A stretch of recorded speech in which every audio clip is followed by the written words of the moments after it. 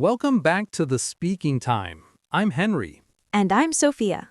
We are so happy you are here with us today. Sophia, let's start with a question for our friends listening. Have you ever opened your mouth to speak English and your brain just freezes?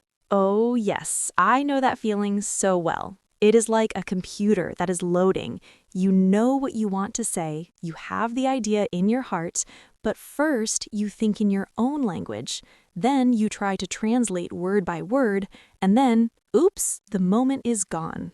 Exactly. It feels like you are always one step behind.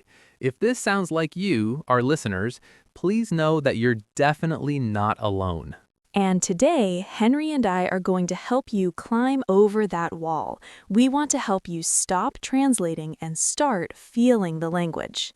This one habit, the habit of thinking in English, can change your fluency faster than any grammar book.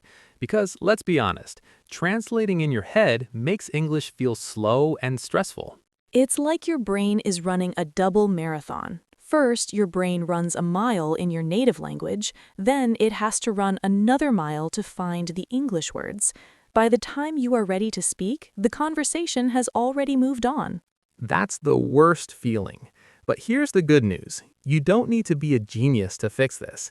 You just need to change how you practice.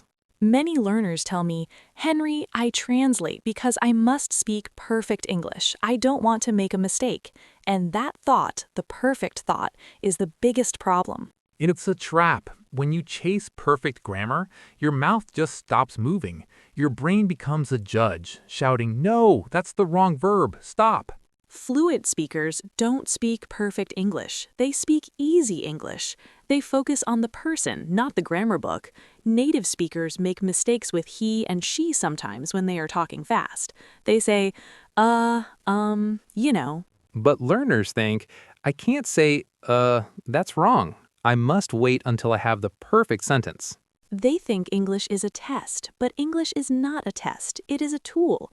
A tool doesn't need to be beautiful, it just needs to work. Let's try an experiment. If you are very hungry and you see a friend and you say, I hungry, just 2 words, does the friend understand? Of course, they say, me too, let's eat. It isn't perfect grammar, but communication happened, and that is fluency. Fluency is moving the idea from my head to your head. Instead of thinking for 10 seconds to say, I am currently experiencing a feeling of hunger, which is very hard to translate, just say something small. I'm hungry. These sentences are like little bricks. You can use them to build a conversation without needing a dictionary. They give your brain confidence. Confidence comes from success in the real world, not from a test. Now let's talk about the dictionary mistake. This is when a student writes the English word on the left and their native language on the right. Right. Apple equals your native word. When you do this, your brain goes apple to native word to meaning. That is 3 steps. It's too slow. So how do we fix this? We must connect English words directly to meaning, not to a translation. For example, when you hear the word tired, don't think of the word in your language. Instead, close your eyes, think, no energy. My body feels heavy. I want to lie down. Use pictures. Pictures are the universal language. A baby doesn't have a dictionary. When a mother says ball, she holds a round red object.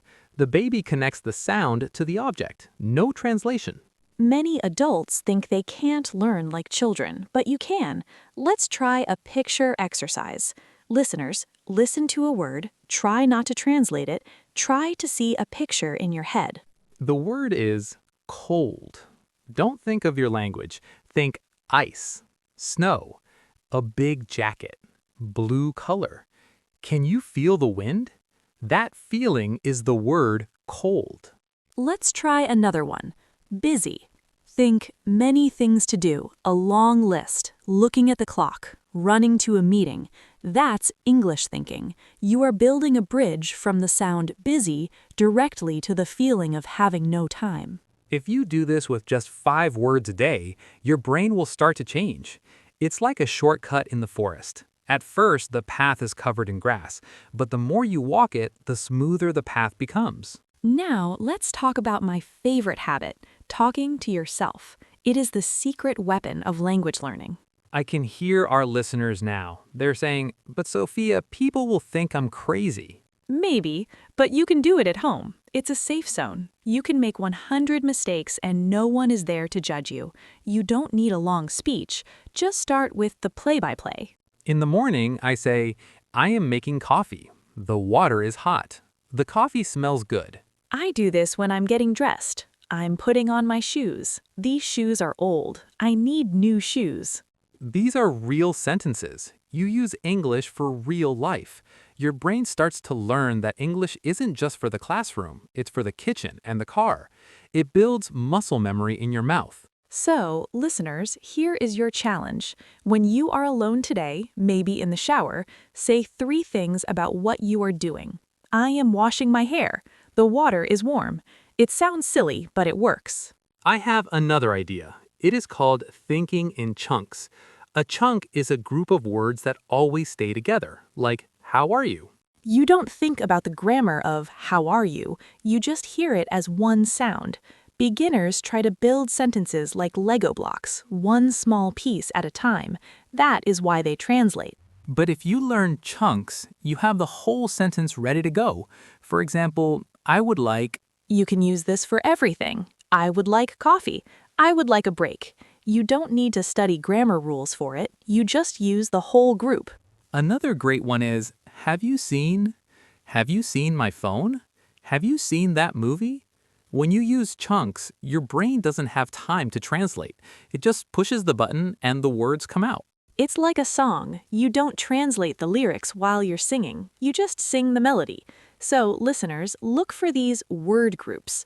On the way, kind of, see you later. These are the secrets to speed. Henry, I want to talk about the emotion connection. Our brains remember things better when we feel something. If you learn a word while you are bored, you will forget it. This is why it's so hard to remember words from a boring textbook. They have no heart. To stop translating, connect English to your heart. If you love dogs, don't just learn the word dog.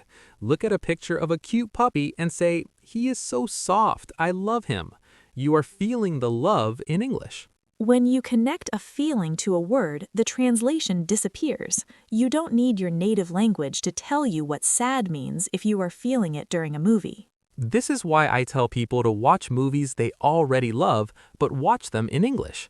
They already know the story and the emotions. When the character says a line, the student understands the feeling immediately. That is a fantastic tip. Now, some people tell us, I don't have time to practice. But thinking in English doesn't require a desk. You just need micro moments. A micro moment is the 30 seconds you spend waiting for the microwave or walking to your car. Instead of checking your phone, look around you. Name things you see. Tree, blue car, big dog.